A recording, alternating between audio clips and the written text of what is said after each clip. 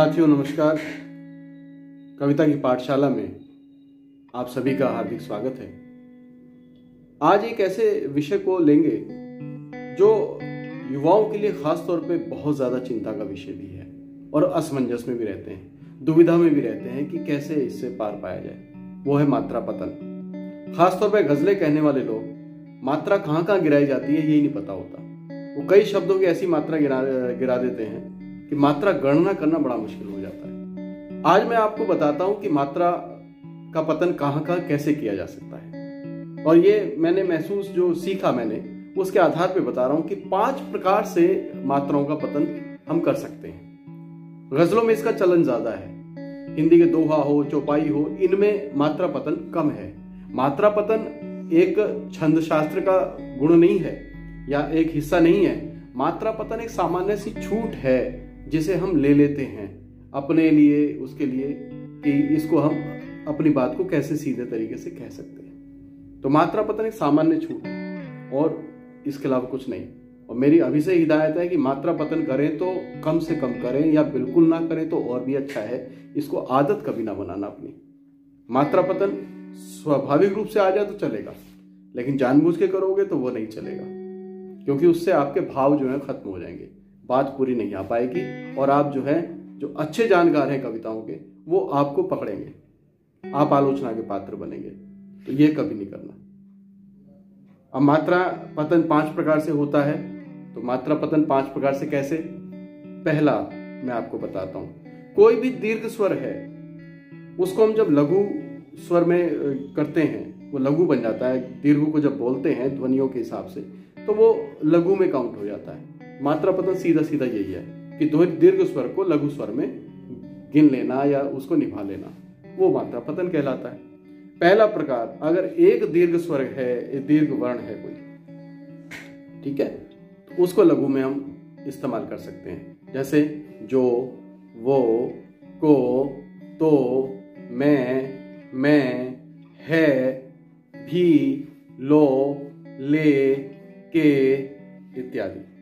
ठीक है, इस तरह से हम प्रयोग कर सकते हैं। इसका उदाहरण मैं अपनी ही एक रचना से आपको देना चाहूंगा। मैंने गजल कही थी, उसकी 2 पंक्तियां आपको बताता हूं। उसमें बताता हूं कि इसमें मात्रा पतन कैसे हमने किया। पहले प्रकार का जिसमें एक दीर्घ स्वर आ रहा हो, ठीक है, जैसे ना तो नींद है ना ही ख्वाब है, ना तो चैन है ना करार है। अब ना तो में तो 2 मात्रा होनी चाहिए, लेकिन यहां पर जो निभ रहा है वो लघु स्वर में, यहां मात्रा पतन हो रहा है। ना तो नींद है, नाना नींद है। अगर हम ऐसे बोले नाना नींद है तो भी कोई फर्क नहीं पड़ रहा, वो लघु स्वर का ही भार उसमें आ रहा है। तो ना तो नींद है, तो में मात्रा पतन है, ठीक है। ना तो नींद है ना ही ख्वाब है, ना ही में भी मात्रा पतन है। नाना नींद है नाना ख्वाब है, ऐसे बोलेंगे तो भी निभ रहा है। तो ही में लगाने से वो दीर्घ है लेकिन यहाँ लघु की ध्वनि में आ रहा है, लघु स्वर माना जा रहा है। तो मात्रा गणना करने में आप लघु इस्तेमाल करेंगे। तो ना तो नींद है ना ही ख्वाब है, ना तो चैन है ना करार है, ठीक है ना। तो ही, तो क्या है ये है दीर्घ स्वर, लेकिन हमने इसको लघु स्वर किया, यानी हमने यहाँ पर इसका मात्रा पतन कर लिया। तो इसकी गणना भी हम लघु स्वर के आधार पर करेंगे, एक मात्रा, ठीक है। ऐसे आप कर सकते हैं। तो इस प्रकार से और आगे मैं आपको बातें बताऊं। दूसरा प्रकार पे आते हैं। दूसरे प्रकार में ये होता है कि जहां दीर्घ हो अंत में, किसी भी वाक्य के अंत में, किसी शब्द के अंत में दीर्घ आ रहा हो, शब्द के अंत में दीर्घ, हम वह मात्रा पतन कर सकते हैं। जैसे आता, जाता, मिलाते, खिलाते, पिलाते, जिंदगी, ये जो शब्द है ना, इसमें हम मात्रा पतन कर सकते हैं। लास्ट वाले अंत में जो दीर्घ आ रहा हो उसको हम लघु में बदल सकते हैं, वो कर सकते हैं। जैसे मेरी ही एक रचना है, आप उसमें देखिएगा, आपको महसूस होगा। क्या उदाहरण है? उदाहरण यह है कि दर्द की दास्तां कहते कहते रुक गई फिर ज़बां कहते कहते। अब कहते कहते में क्या है, 4 मात्राएं होनी चाहिए, गुरु गुरु गुरु गुरु। लेकिन पहले वाले कहते में जो ता है, ता के पीछे एक ही जो ध्वनि आ रही है, ठीक है ना, ये है तो दीर्घ स्वर, लेकिन ये लघु में आ रहा है, इसमें मात्रा पतन हो रहा है। दर्द की दास्तां कहते कहते कहते। अब ये जो है तो 8 मात्राएं होनी चाहिए कहते कहते में, लेकिन 7 मात्राएं हो रही है। कैसे? पहले वाले जो 4 जो हैं यानी कहते में 4 मात्राएं जो हैं वो 3 मात्राओं में काउंट हो रही हैं, लघु लघु लघु में आ रही हैं। कभी बोल के देखना, ध्वनियों में बोलना, आपको महसूस होगा। दर्द की दास्तां कहत कहत कहते, रुक गई फिर ज़बां कहत कहते। तो कहते कहते जब बोलोगे तो ता पे एक ही जो ध्वनि है वो मात्रा पतन वहां हो जाता है, ये एक ही मात्रा गिर जाएगी। ठीक है, ये दूसरा प्रकार है, ये मैंने आपको उदाहरण से आपको बताया। तीसरा प्रकार क्या है मात्रा पतन का? मात्रा पतन का है कि कहीं भी अगर कोई भी शब्द लघु गुरु का होगा तो उसमें जो गुरु है दीर्घ स्वर है, यानी उसको हम एक मात्रिक बना सकते हैं, यानी उसको लघु लघु बोला जा सकता है, माना भी जा सकता है अपनी सुविधा अनुसार। छूट मिली है ये, वैसे नियम में नहीं है लेकिन छूट है। जैसे मुझे, तुझे, कटे, बुझे, लुचे, यानी बाद में जो दीर्घ है उसको हम एक एक में गिन लेंगे। 1-2 वाला जितने भी शब्द होंगे तो 2 वाले को हम लघु में काउंट कर सकते हैं, ये ध्यान रखना। ठीक है, जैसे एक फिल्मी गीत है, कहता मुझे तुमसे कोई गिला ना था, मुझे आज किस लिए मिल गए। अब गाने में शब्द कोई इधर उधर हो सकता है, लेकिन मेरा कहने मतलब इसमें है मुझे तुमसे कोई। अब मुझे शब्द इसमें जो आ रहा है इसमें 1 और 2, इसमें 3 मात्रिक होना चाहिए ये। ठीक है, 3 मात्राएं हैं मुझे में, लेकिन बाद वाला मुझे झे में जो आ रहा है ना, जो 1 और 2 का जो क्रम है, 2 में, इसमें एक जो लेखक है, गीतकार है, उसने मुझे को मुझ, 2 मात्राएं आ रही हैं। मुझ तुमसे कोई गिला ना था। अब मुझे की जगह मन लगाओ, मन कोई, अब मन पूरा निभ रहा है लेकिन मुझे में झा पे एक ही जो मात्रा है उसका पतन हो रहा है। तो ये तीसरा प्रकार है। तो जहां 1 और 2 मात्रा वाले शब्द होंगे उसमें दीर्घ मात्रा को हम लघु में काउंट कर सकते हैं, वहां मात्रा गिराई जा सकती है। तीसरी प्रकार की छूट है जो हम ले लेते हैं, और हमारे पुराने लिखने वालों ने भी, पहले ने, सभी वरिष्ठ कवियों और शायरों ने भी इसमें छूट ली है। चौथे प्रकार की छूट क्या है? चौथे में होता है तेरे, मेरे और कोई। ये 3 शब्द, तेरे, मेरे और कोई, ठीक है, ये 3 शब्द, इसको हम 1-2 की भार में भी ले सकते हैं, 2-1 की मात्रा में भी ले सकते हैं, 1-1 में भी ले सकते हैं और 2-2 में भी ले सकते हैं। ये इस प्रकार का मात्रा भार इसका ले जा सकते हैं हम, यानी लघु गुरु, गुरु लघु, लघु लघु या गुरु गुरु, किस तरह से भी इसको हम प्रयोग कर सकते हैं। ठीक है, इस प्रकार से ले सकते हैं। इसका उदाहरण भी देता हूं मैं। इसका उदाहरण आप बहुत अच्छी तरीके से, जैसे मैंने आपको बताया था उससे पहले, ना तो नींद है, ना ही ख्वाब है, ना तो चैन है, न करार है, मैं तेरी ही याद में कैद हूं, मेरे दिल में तेरा ही प्यार है। मैं तेरी, अब तेरी शब्द में जब मैं तिरी, अब मेरे, तेरे और कोई 3 है ना, तो तिरी में तिरी आ रहा है, 1-2 का भार आ रहा है। ठीक है, तो इसमें मात्रा ता में गिर रही है। तो मैं तेरी ही कैद में, तेरी ही याद में कैद हूं, मेरे दिल में, मेरे में मेरे आ रहा है, यानी 1 और 2 का भार आ रहा है, तो इसमें ही मात्रा पतन हो रहा है। तो मेरे, तेरे और कोई में हम छूट है, हमें, हम मात्रा पतन कर सकते हैं किसी भी प्रकार से। लघु गुरु कर सकते हैं, गुरु लघु कर सकते हैं, लघु लघु कर सकते हैं, या फिर गुरु गुरु भी कर सकते हैं। ठीक है, तो इस प्रकार से हम इसमें छूट ले जा सकते हैं।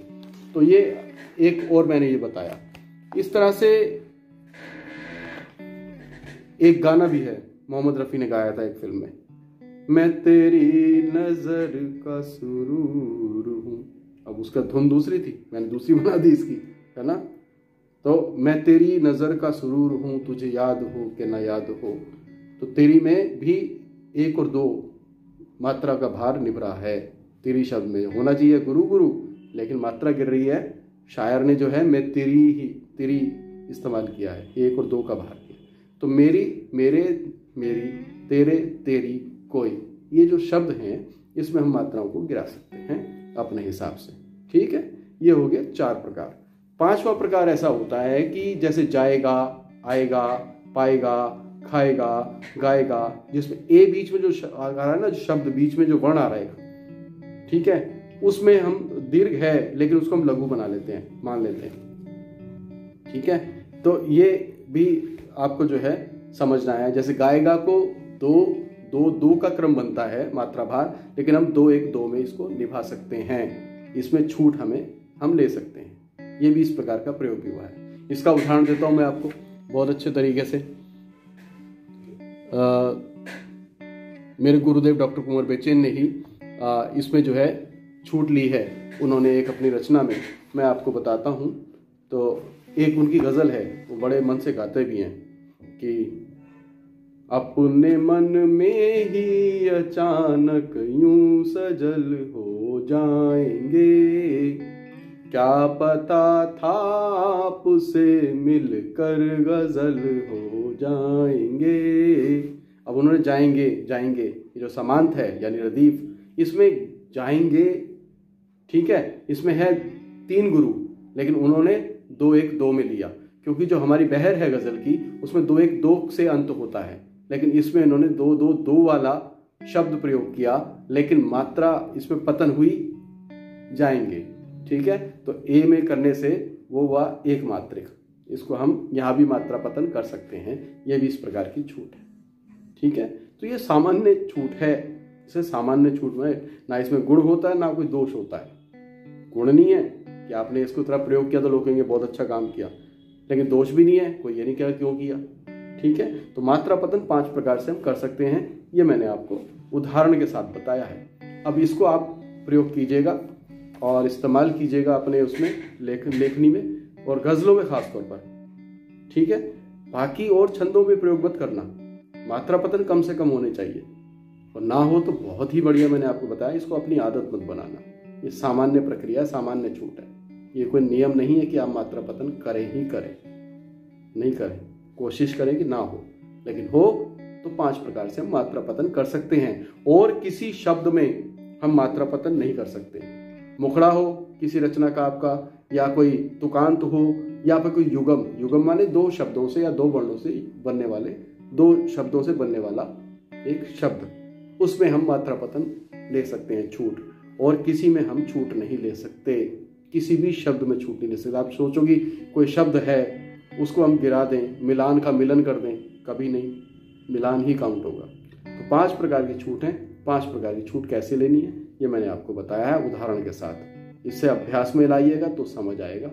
आज के लिए इतना ही। आगे मैं कुछ और नई जानकारी दूंगा कि हम कैसे आगे अपनी लेखनी को बरकरार रखें एक अच्छी तरह से, और कैसे एक सफल और एक अच्छे कवि, एक श्रेष्ठ कवि हम बनने की राह पे चल सकते हैं। ठीक, तो आज के लिए इतना ही। आपका बहुत बहुत आभार, बहुत बहुत शुक्रिया, बहुत बहुत धन्यवाद। इसी तरह से मुलाकात होती रहे हम आपकी, और कुछ ना कुछ सीखने सिखाने का सिलसिला हमारा चलता रहे। मैं चेतन आनंद आपसे आज के इस एपिसोड में विदा लेता हूँ। मिलेंगे फिर अगले एपिसोड में कुछ नई जानकारियाँ लेकर। बहुत बहुत नमस्कार।